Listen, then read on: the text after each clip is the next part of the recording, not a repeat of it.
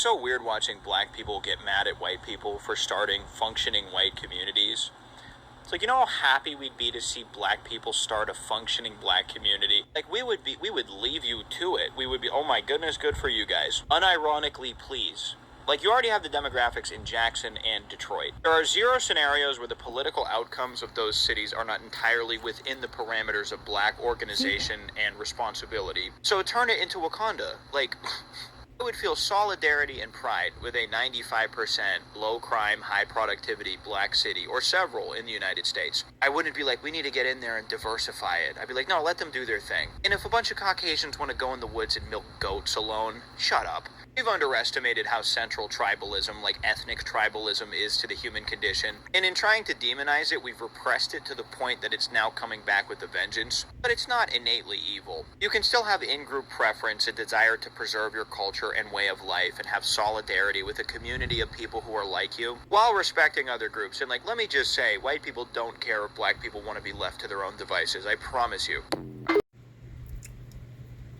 Imagine the caucasity of some mediocre white guy with an angry inch sitting here talking like he knows anything. My dear, history proves you incorrect.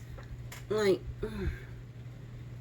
you understand we've done that before, right? It was called Reconstruction. Never heard of that place called Black Wall Street in Tulsa, Oklahoma. Doesn't ring a bell. Doesn't ring a bell. Yeah, see, they did. And then white people got jealous. Yeah.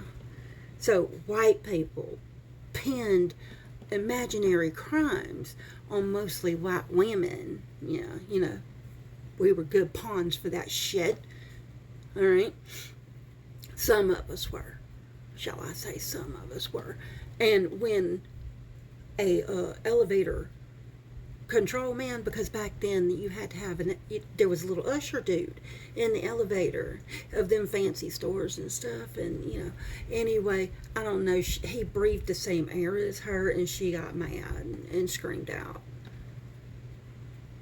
and a bunch of white people went to the prison, to the white prison, and drug him out after they set the prison on fire, drug him out and lynched him. And then burnt down the entire. After that came Jim Crow laws, where we decided that we needed to shut that down. They, you know, what the fuck? Hell, it happened in the 80s in New York when they bombed an entire complex full of black people.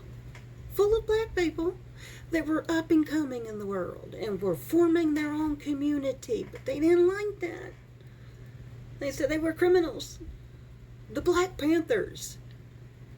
They practiced their constitutional right of sitting on the steps of the governor's, what was it, the governor's mansion or the governor's office, or I'm going to have to look that up. What do they call that? The State House? The State House. I think that's what they call it.